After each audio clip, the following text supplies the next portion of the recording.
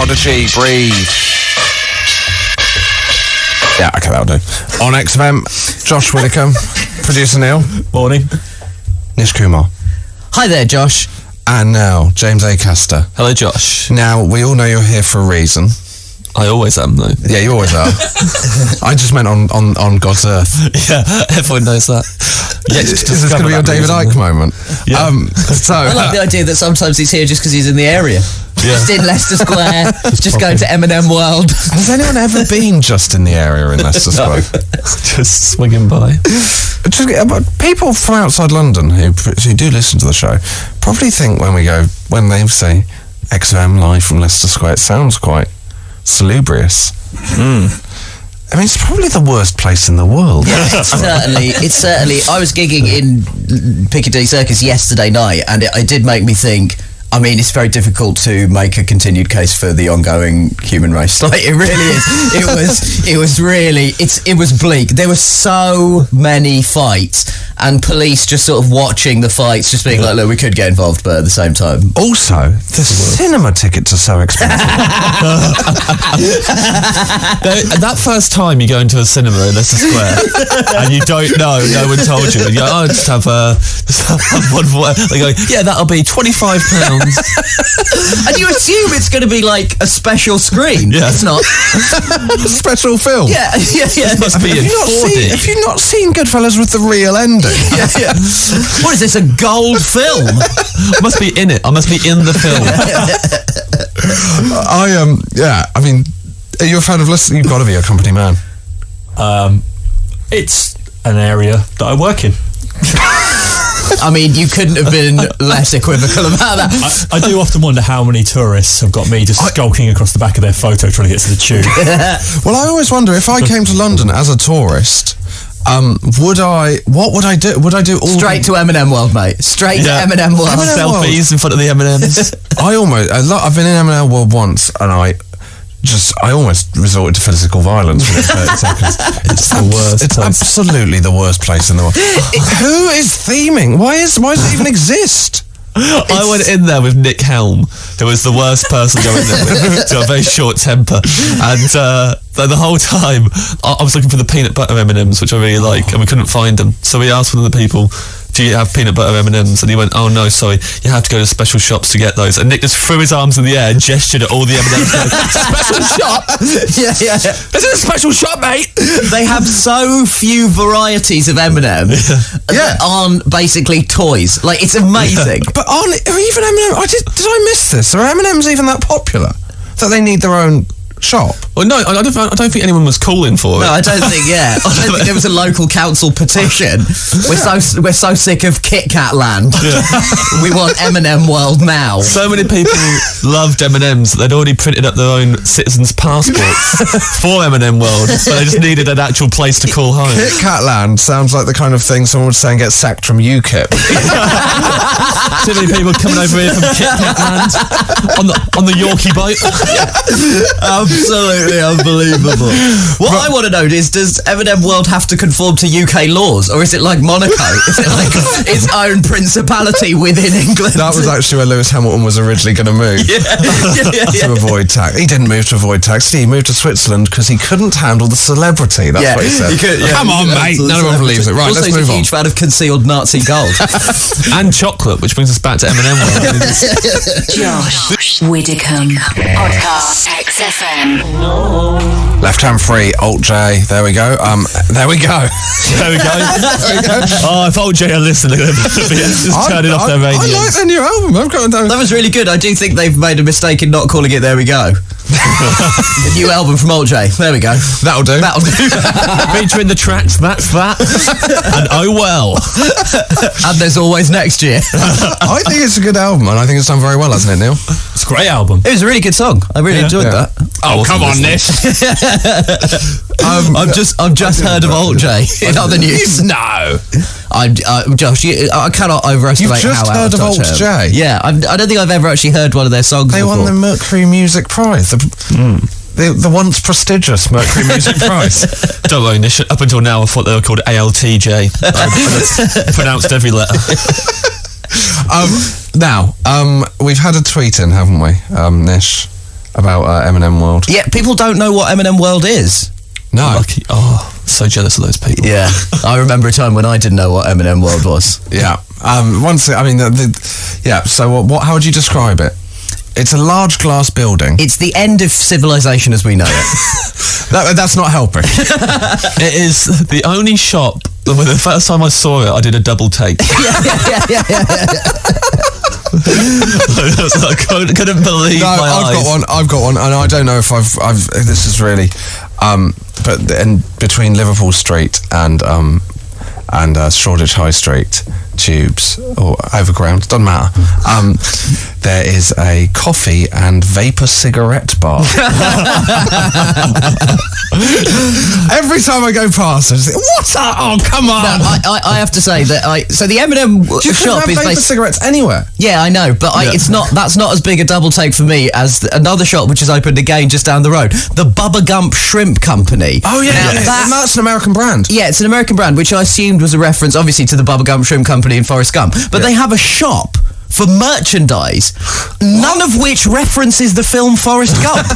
Shrimp. Yeah, it's just all shrimp, and it just says Bubba Gump, and there is not. They don't even sell a Forrest Gump DVD. What I like about that is that clearly, I know that when they started, they were quite Forrest Gump themed, because I heard that they used to do Forrest Gump trivia to people. Sure. And that now there's clearly been a meeting at some point when someone's gone, guys, we got to distance ourselves from the Forrest Gump. Yeah. I think it's getting a bit silly, and I want to focus on the shrimp. What I like is that in 2014, Nish was quite excited about the idea of buying some Forrest Gump memorabilia. I thought it was going to be great. I thought you'd get like a box of chocolates without the paper in it, so you didn't know what was going to be in it. Buy some leg braces. Yeah, buy some leg braces. Buy a commemorative bullet that you can put up your butt like Lieutenant Dan. Yeah, okay, and let's not talk about any of the other things. Let's move on. Did you like Forrest Gump? Yeah, Forrest Gump. I think Forrest Gump is fine. It's not like one of my favourite movies. I just thought if you have a shop called Bubba Gump Shrimp, you have a moral responsibility to at least have some reference to the film Forrest Gump. You had a really bad time in Kaiser Soze sandwiches as well. Yeah, awful. Especially the ending. It wasn't a sandwich all along. Yeah, it wasn't. It was a roll. Sitting in his new cafe called A Spoonful of Sugar, getting really angry. Josh Widdicombe. XFM. Now we are all very excited here on the Josh Widdicombe Show on XFM because for the last few months James Acaster's been being cabbaged and he's got his revenge and he was here to tell us why. If you don't know what it is, we have now what we would call the story so far. Got in a bed in the dark. It feels a bit weird. Got up to the light on, full of cabbage leaves. Just full of cabbage leaves in the bed. What? Loads of cabbage leaves in the bed, and then a napkin, and written on the napkin it said, "You got cabbaged." Ha ha ha ha ha ha. Lol lol lol. From Mick. I've been cabbaged again.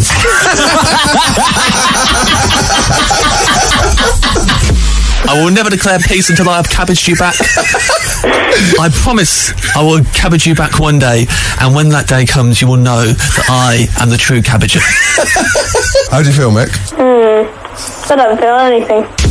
I turned up to my venue in Birmingham, went to the dressing room, and in the dressing room was hidden 3 cabbages in different places. So one was on top of the toilet with a flag stuck in it that said, you just got cabbaged, have a good show. And then I sat down on the sofa, there was a cabbage behind the pillow. And there's an ice bucket, and I opened the ice bucket, there's a cabbage inside it. Coming up, James Acaster gets his revenge. Josh Widdicombe. XFM. Listen up, it's happening. James Acaster has got his revenge. Let's just see who is in the room for this event. Producer Neil. Present. Josh Widdicombe, present. Intern Charles. Hello. Nish Kumar. Never been more excited about anything in my entire life. James Acaster, you've been cabbaged for 2 months, 3 months? Yeah. And what's happened? Finally, Josh. Finally, you're looking at a new man who can hold his head up high, walk down the street without fear of ridicule, because the score has been levelled. With a 9-year-old boy. Yeah. This 9-year-old boy, he knows what the score is now. On Friday, Originally, I was getting my friend was going to drive me to Cambridge, where the boy lives, but he had to pull out, so I had to pay for a train. So the first of the expenses. I'd like to point out the entire Cabbaging cost me over £100.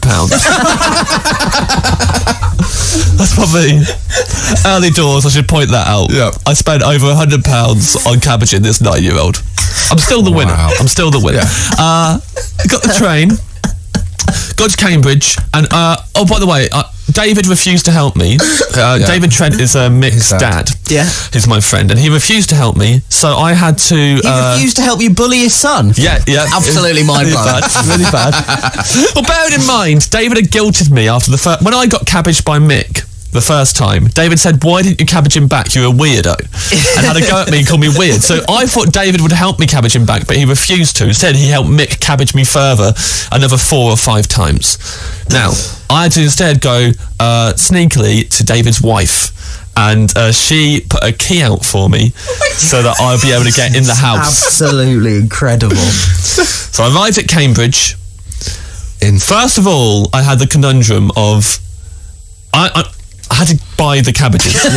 Yeah. And I knew what my plan was. My plan involved You're not tempted to rent a car? Well, no, I thought you were going to say rent a I think cabbage. we have spoken about my driving history on XFM before, Josh. The last thing I want is to write off a car full of cabbages, and that be the way I actually go. Cabbaging myself to death. Get a cabbage caught under the pedal. He couldn't brake because of the cabbage. No, it's a Savoy.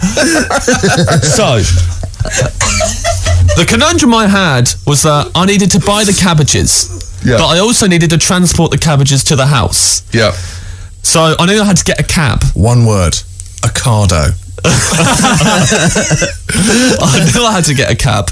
So I had to decide whether I got the cab straight from the station to a supermarket, or if I went to the supermarket and then try to hail a cab with the cabbages. What, you were going to keep the cab running?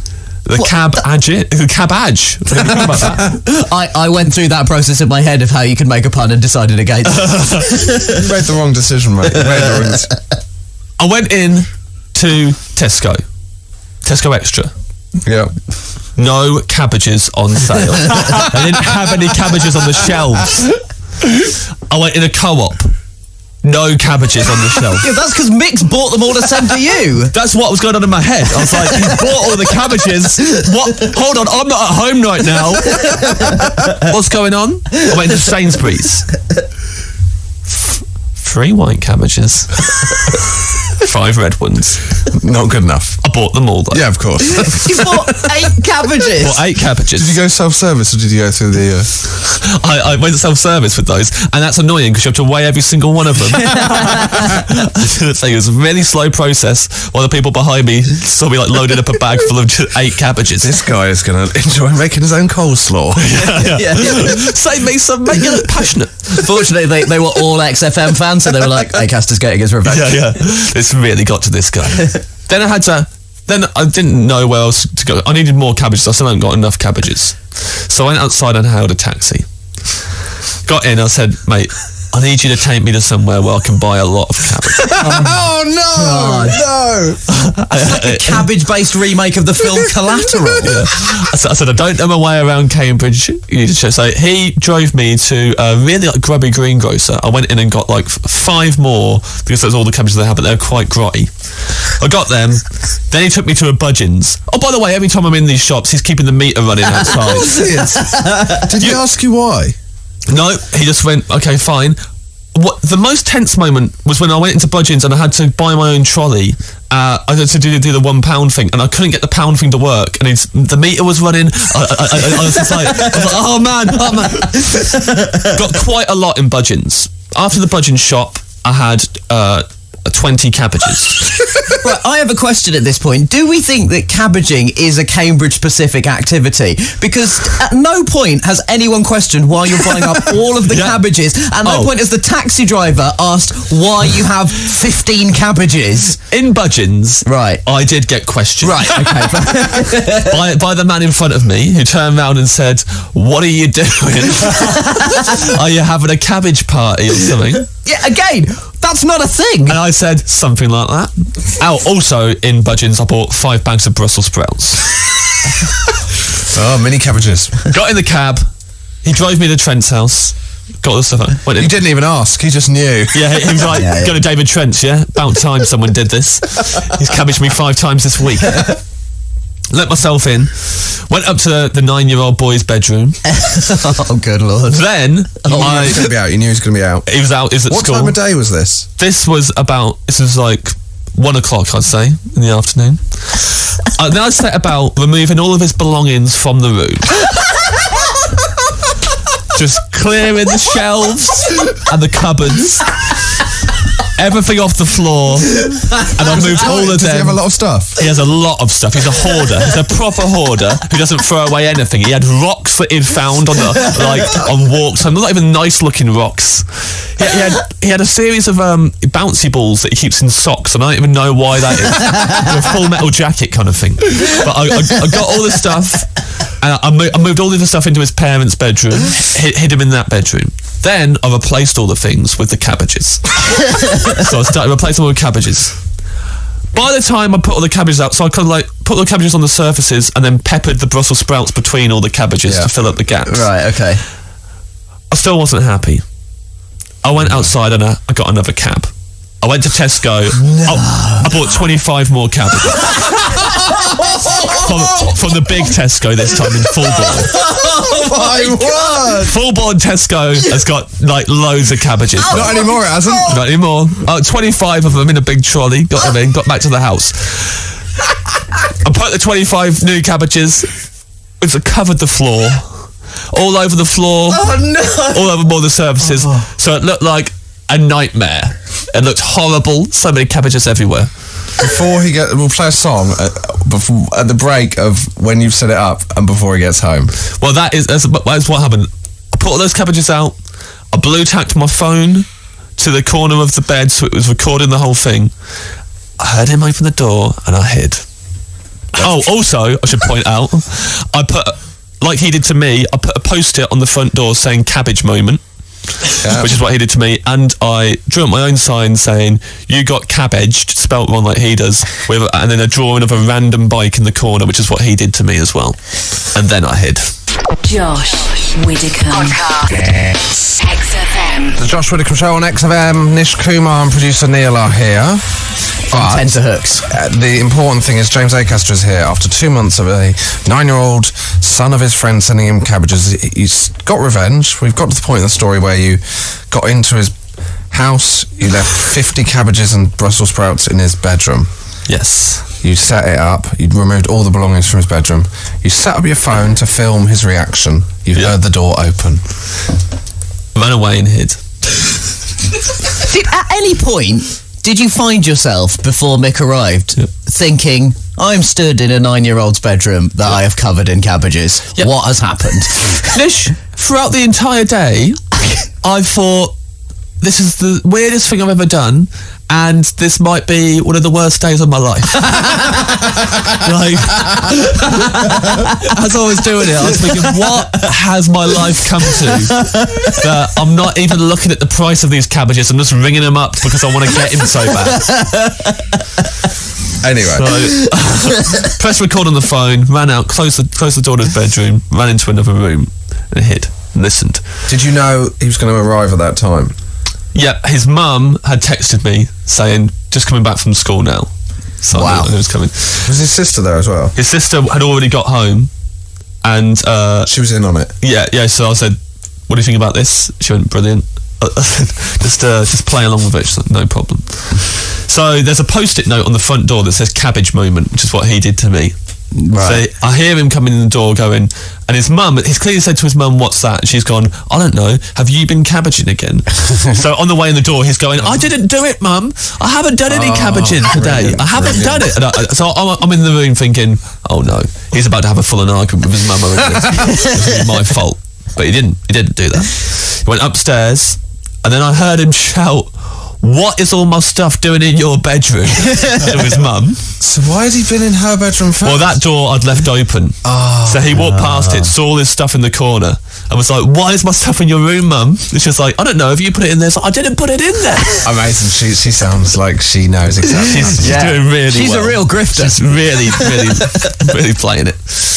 And then I hear him open the door to his room. Quickly say we have had a tweet in from little Jason who says, you missed a trick, James. The Brussels sprouts should have gone in the socks to replace the bouncy balls. That is a good point, but mate, if you'd seen what the Brussels sprouts look like on the surfaces, you would not be saying that. They look beautiful. They filled in all the gaps between the cabbages, so it looked like it was pure cabbage. Now, I hear him open the door to his bedroom, and at that point I thought, I really hope he doesn't cry.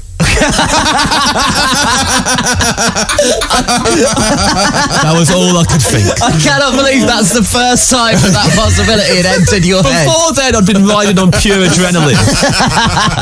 I've been buzzing off the fact I was doing it, but then at that point I thought, there's a chance I've gone too far here. Luckily, he started laughing. Walked into his room, and then I came out of hiding, walked in and just shouted, Cabbage, you got cabbage, mate, count all the cabbages, really lorded it up in his face. I then sat down, and his first reaction was to pick up his tennis racket and hit the Brussels sprouts at me one by one. Really hard. So I'm now being attacked by my own sprouts. I'm just sitting there taking it. Once he got that out of his system, he was happy to sit with me and admire my creation. Actually, this is pretty cool. Well done. Yeah. He gave me kudos for spelling cabbage the way he spells it. Yeah. For drawing the random bike. He was very impressed with it. And then he was very excited because his friend Toby would be around later. And his friend Toby had been basically calling Mick a liar for saying about he'd cabbaged me and that we talked about it on the radio. Toby didn't believe him. So Toby came round and saw that the room was full of cabbages. Amazing. And Toby is, also 9. And Mick's showing him. And so Toby turns to me and he went, so you filled a little boy's room with cabbages? And I went, yeah. And he went, real cool, mate. I was like, well, you're getting cabbage next, Toby, with that attitude. So, just to draw an end to it, what happened to the cabbages? The cabbages, I was very worried that I was wasting food. So I had a gig in Cambridge that evening, and I took all the cabbages with me and I handed them out at the door, and everyone took a cabbage home with them. Not everyone. There was more than 50 people there. One person went home empty-handed, but handed them out. And by the way, it's really weird when you're giving out cabbages to a room full of people how much people love red cabbage more than anything else. Like, really? The audience were really fighting over it. I had Savoy cabbage, I had white cabbage, green cabbage, red cabbage, and sweetheart cabbage, which is like a bit more of a longer effort. And the red cabbage, people were properly fighting over that. Everyone wanted the red cabbage. So Lovely end to the story. did you explain to the audience what had happened? Yeah. Or did you just silently give them cabbages at the beginning? I told them what had happened and said, I don't want to waste these cabbages. Please take them home. Okay. It is a beautiful end to a beautiful tale. And with that, we wave goodbye to cabbaging. Josh Widdicombe. XFM. It's a great single. It's a great early single, isn't it? Yeah, it's great. I saw them live and they were absolutely brilliant. I wish we had time for that story. Now, no, just Cut down by Widdicombe. He's done it. I feel like I've been cabbaged in my soul. now we've ended the show with James Acaster's story about cabbaging. Van der Graaf has tweeted, just racked up car parking fees, sat listening to the cabbage story, so worth it. Steve McClaren, without a doubt, the greatest and most hilarious revenge story of modern times. Just brilliant. #cabbaged. You've tweeted a photo, haven't you? I'm currently tweeting photos of the entire caper. There's a lot of photos as I covered a lot of surfaces with cabbage, but I'm tweeting them all. And if you want to hear it again, the podcast is available. Download it from iTunes, subscribe on iTunes. And now it's just time for plugs. James Acaster. I am on tour at the minute. JamesAcaster.com for tickets. The next 10 days I will be at the Soho Theatre in London. There we go. I've just broken a pen. And thank you very much for listening. It's been an epic show. What a journey.